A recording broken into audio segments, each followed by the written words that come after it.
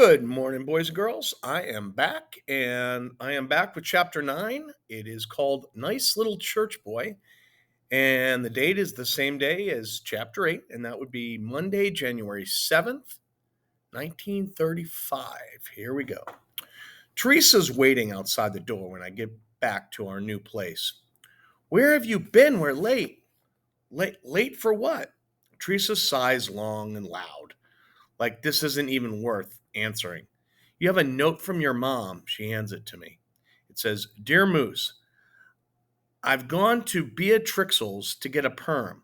Make sure to get your dad up at 6 o'clock. We're going to the officers club for a party at 6:30. There's a beauty parlor here? I asked Teresa. Nah, Bea does perms in her kitchen, but there's a barber shop for the cons in the cell house. Come on.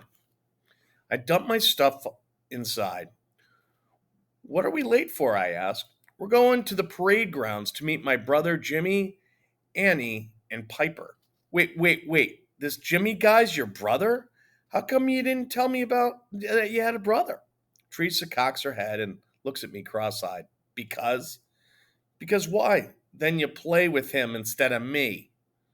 He's my age, she nods.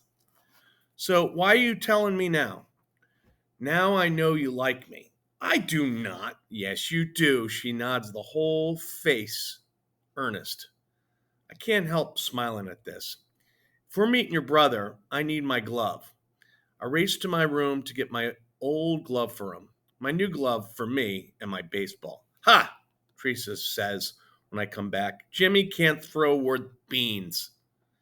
Well, we'll see about that, I say as we head back around 64 building, then follow the curve of the hill to an open cement area big enough to park 30 cars. There are a lot of gulls here, cranky ones too. Gulls are not happy birds. A big yellow a big girl with yellow hair sits on the wood side on the sandbox, and a boy huddles over something. The boy looks like Teresa. Same curly black hair, same slight build.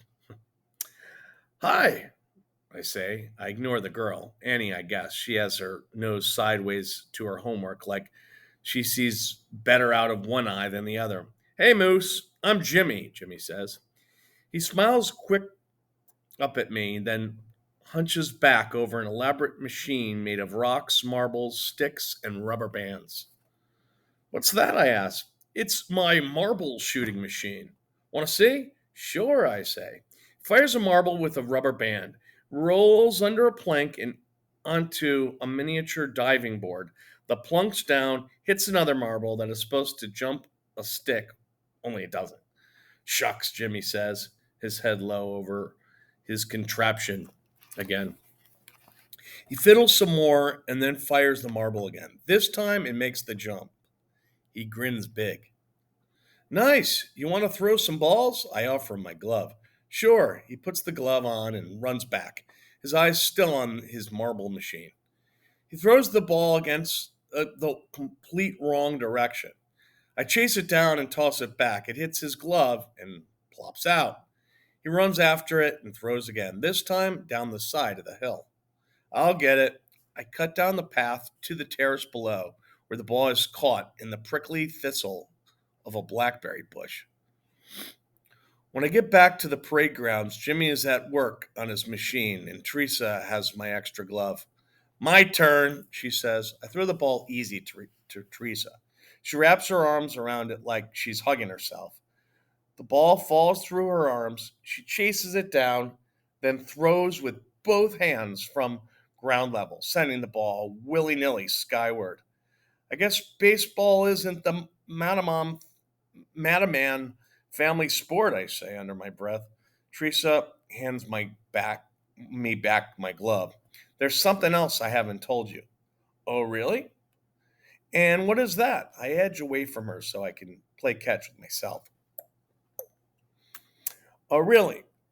My mom has to keep her feet up. She's due to have my baby soon. It's it isn't your baby, Jimmy calls, balancing a stick on two rocks. She has to keep her feet up, otherwise, the baby might slip out all of a sudden and bump his head, Teresa says. Teresa, Jimmy looks up from his projects. He groans and rolls his eyes. Depends on how long the American cord is. Teresa's little gnome face crunches up like she's thinking hard about this. And how tall the mom is. Umbilical cord. And shut up about mom's privates, Teresa, Jimmy orders. I look for a second at Annie. Something's about the way she's concentrating makes me think she's paying more attention to us than to her work.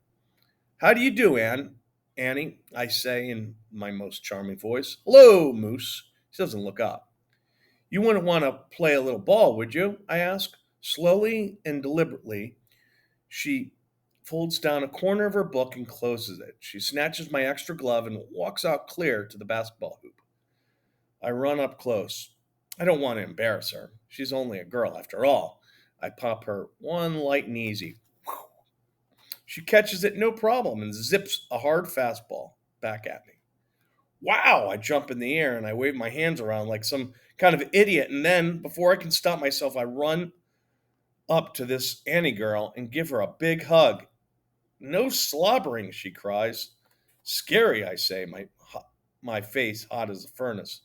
But then I see a slight little smile in the corner of her mouth. So, Annie, I walk up close so we could talk and throw at the same time.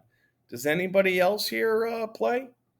No one except the cons. They play in the rec yard over there. Sometimes they hit one over the prison yard wall. The way they play, it's an automatic out. But when a ball comes over to our side, we get to keep it. They're pretty popular around here. If the cons don't want to hit them over, must it must not happen that much, I say, catching Ann's brand of stinger, which has a little curve to it. Quite a good throw, if you ask me.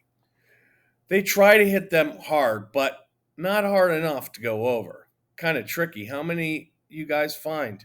I ask, winding up my own stinger. Annie catches it, no problem. I have one. Piper has one. Jimmy has one. None of the little kids do. We're tossing the ball back and forth in a hard, fast rhythm that feels great. My arm is purring. The ball, my glove, my arm are all working together like greased motor parts. Annie is so good, I don't hold back. Where's Piper anyway? I can't keep myself from asking. Charm school. Charm school? That's a laugh. Is it a remedial charm or what?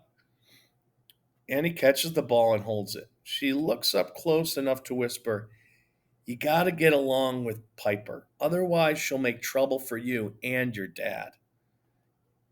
Can't she do that? Oh, she can do anything she wants, she says, handing me back my glove and picking up her book and dusting it off. I gotta go in. You going to that party tonight? I ask. Everybody goes, Annie explains. She walks heavy like she weighs 200 pounds. She's sturdy, but not that. And she has the best throwing arm I've ever seen on a girl. Pete would never believe it. I look around for Teresa and Jimmy, but they're already inside. Toss the ball up in the air and catch it, just as the 4 o'clock bell rings. On Alcatraz, a bell rings every hour to remind the guards to count the cons and make sure no one's escaped. I'm able to go in when I spot Piper. Well, if it isn't our very own Babe Ruth. She's being sarcastic, but to me, this is the best compliment in the world. I like to play. What's the matter with that? I say, tossing the ball in the air and catching it barehanded. She looks around the parade grounds, then starts walking back to the road like I'm not a person she's looking for. Did you see me play after school? Why, I'm asking this. I can feel my face heat up. Why am I asking this? I can feel my face heat up. She snorts but doesn't answer. They teach you how to make those sounds in charm school? Half skipping to keep up with her. That's how fast she walks. They teach how to be a nice little church boy in Santa Monica. Oh, so now I'm a church boy. Talk about playing both sides and down the middle, too. You won't help with our laundry service because you don't want to get in trouble. How do you spell Boy Scout? I just don't feel like doing it. Right. I'll bet you don't feel like doing anything against the warden's rules. How do you know? She makes a strangled little sound in her throat and pulls open her front door. Why do you need me for this laundry plan of yours anyway? Why do you care? I can't put 80 shirts through in my laundry bag now, can I? Annie and Jimmy will help, but that's definitely not enough. How do you know I won't tell your dad? She rolls her eyes like this question is too stupid to bother answering and slams the door in my face. All right, that is it for chapter 9. The next one will be chapter 10, same day, called Not Ready. All right, let's have a great day.